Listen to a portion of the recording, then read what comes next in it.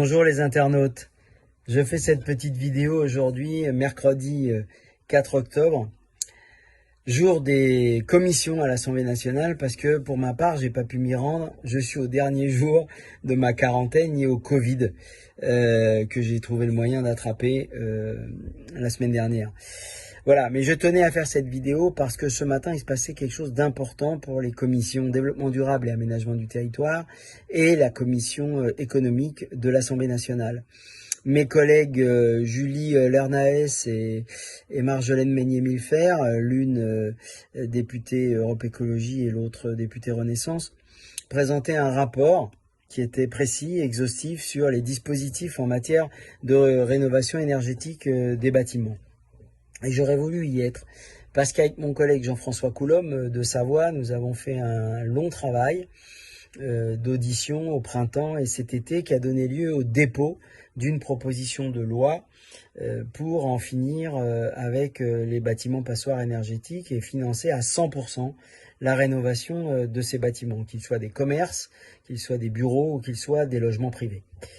Pourquoi nous avons déposé une proposition de loi? C'est parce que, un peu comme le dit ce rapport, nous avons mesuré à quel point le système de subvention avait ses limites, qu'on pouvait même aller à des très hauts niveaux de subvention. On pouvait se dire 2 milliards ça suffit pas chaque année, avec ma prime rénov, il faudrait passer à 4, à 6, à 12, peu importe. On ne serait pas à l'échelle de l'enjeu climatique autour des bâtiments passoires énergétiques, parce que il y a 25 millions de bâtiments. Et si on calcule en moyenne une rénovation par bâtiment, ce qui est par logement, pardon, ou par cellule commerciale, ce qui est assez théorique, c'est vrai, mais même en y consacrant 40 000, 50 000 euros en moyenne, eh bien, nous arrivons à 1000 milliards de travaux. Et si vous mettez en face le système de subvention d'aujourd'hui, sur 1000 milliards de travaux, il reste au bas mot 700 milliards de travaux à charge pour les propriétaires. Et nous pensons que c'est un mur infranchissable et qu'on en parlera encore dans 20, 30 ou 40 ans, alors que nous n'avons pas 20, 30 ou 40 ans pour nous organiser face au dérèglement climatique. L'effondrement a commencé, comme l'a rappelé le secrétaire général des Nations Unies, et il nous faut agir vite. Voilà pourquoi nous proposons, en ayant déposé cette proposition de loi, que nous mettons à disposition de tous ceux qui veulent travailler de manière transpartisane et aller au-delà du dispositif actuel qui n'est pas à la hauteur.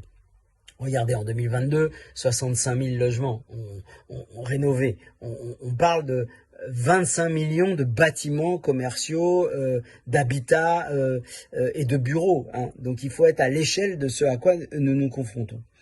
Donc, avec cette proposition de loi qui est passée au crible de l'Assemblée nationale, qui a pu être recevable et déposée au mois de juillet, eh ben, nous portons là une contribution avec mon collègue Coulombe, de manière à ce que on puisse évoquer la question du prêt à 100%, qui hypothéquerait le bien jusqu'à sa mutation, parce que l'État serait remboursé lors de la mutation de ce qu'il aurait prêté au propriétaire pour mettre son logement aux normes, pour que ce soit plus une bouilloire ou une passoire énergétique selon l'été ou l'hiver.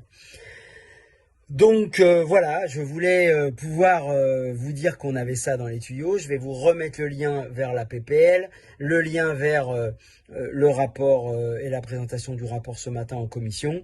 Et puis moi, en faisant cette petite vidéo, je vous aurais lancé l'alerte, vous dire que nous on sait faire, si on gouverne la France demain, mais s'il y en a qui veulent bien s'intéresser à notre travail, on pourrait faire avancer cette question sans attendre. En tout cas, c'est la main que nous tendons aux élus, notamment de la minorité présidentielle, de manière à ce que ils s'accordent avec nous pour qu'on aille vite. Le dérèglement climatique ne peut plus nous laisser pinailler et traîner sur ces questions. Il faut avancer concrètement. Voilà, faites passer le message, nous on va aller faire le boulot, et puis moi avec cette vidéo, j'ai compensé mon absence de ce matin.